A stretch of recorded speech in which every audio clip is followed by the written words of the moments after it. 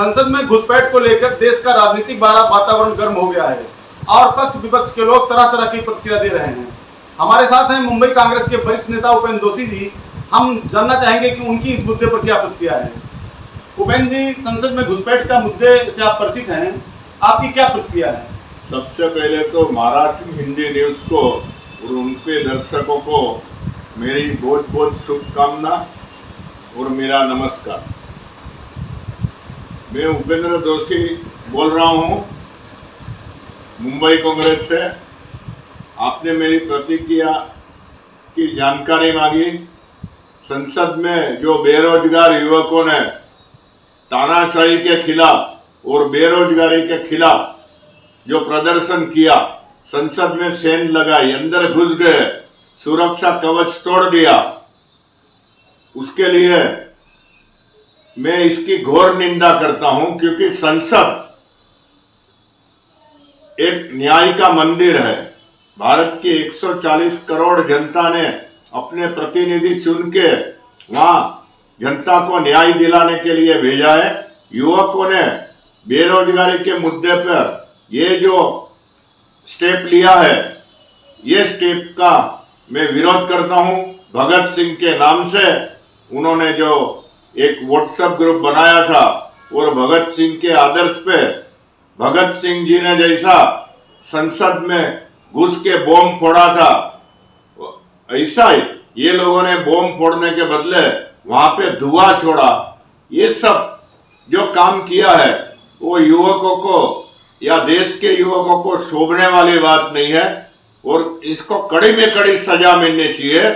लेकिन मैं ये बोलता हूं कि ये जो युवकों ने स्टेप लिया है उसकी तो मैंने निंदा जरूर की है, लेकिन वो भारतवर्ष के युवक है।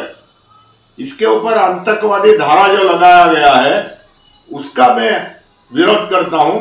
सरकार ने उसको कड़ी में कड़ी सजा देनी चाहिए, लेकिन ये युवकों के ऊपर आतंकवादी धारा नहीं लगाना चाहिए, नहीं तो पूरे देश के युवकों का इसके ऊपर रोष खड़ा हो जाएगा।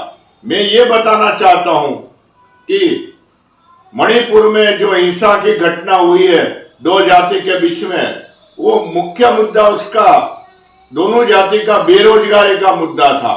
गुजरात में वर्षों पहले इंदिरा जी के जमाने में जो चिमनलाल पटेल मुख्यमंत्री थे गुजरात के, तभी नवनिर्माण आंदोलन युवकों ने शुरू किया, वो भी बेरोजगारी के ऊपर हुआ था। जो नक्सलवादी आंदोलन पूरे देश में चल रहा है वो गलत है, नक्सलवादी आंदोलन। लेकिन ये नक्सलवाद क्यों बने? बेरोजगारी के वजह से। तो देश में सरकार का ही रिपोर्ट है कि पिछले 45 साल में सबसे ज्यादा बेरोजगारी आज हमारे देश में है। सरकार इसके ऊपर क्या उपाय योजना करना चाहती है वो उन्होंने बताना चाहिए।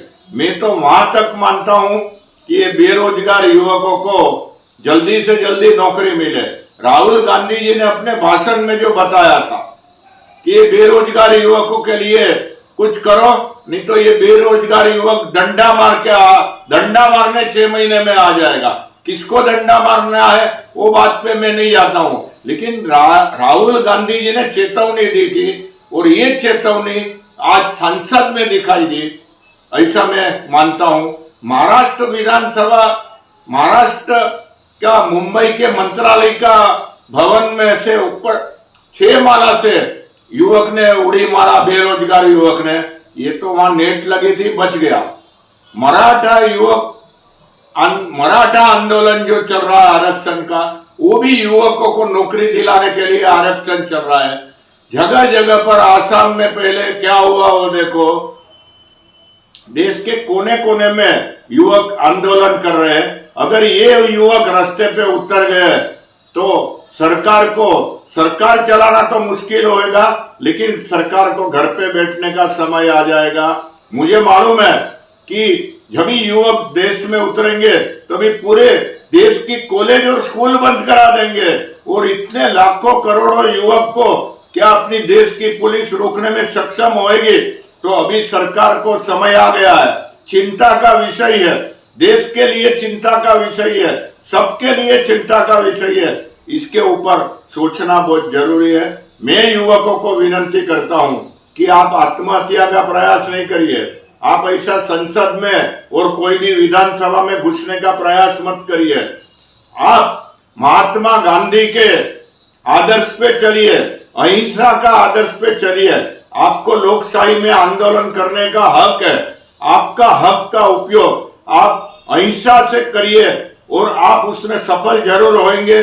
जैसे महात्मा गांधी सफल हुए ऐसे आप भी सफल होंगे, लेकिन आपको गोडसे जैसा कोई भी व्यक्ति का गोली खाने को भी तैयार रहना पड़ेगा, क्योंकि महात्मा गांधी जी ने भी गोडसे का गोली खाया है। और ये गोडसे, आज भी गोडसे को ये भारतीय जनता पार्टी ने जिंदा रखा है। लेकिन आप डरिए मत, अहिंसक आंदोलन करिए, आप जरूर सफल होंगे। धन्यवाद। ये थे उपेंद्र दोषी जी, जो संसद घुसपैठ के मुद्दे पर अपने विचार व्यक्त कर रहे थे। सुरेंद्र मिश्र, महाराष्ट्र हिंदी न्यूज, मुंबई।